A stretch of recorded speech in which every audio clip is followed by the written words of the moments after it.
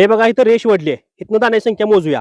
1 2 3 4 5 6 7 8 9 10 11 12 13 14 15 16 17 18 19 20. एका कंसाला 20 लाईन येत्या. ह्या आडव्या लाईन झाल्या. उभ्या लाईनी 48 ते 50 उभ्या लाईन येत्या. ही व्हरायटी कुठली?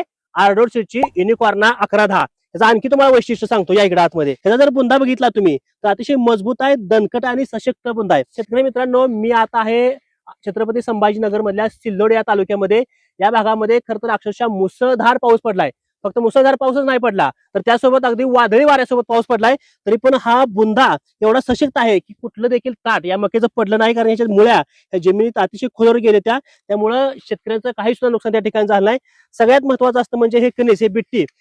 या पद्धतीत जर बिट्टी शेतकऱ्याला जर मिळली, कारण पूर्ण बुरकुंडापर्यंत त्या ठिकाणी जर दाणं भरलेलं असलं तर शेतकऱ्याला त्या ठिकाणी मोठा फायदा होतोय.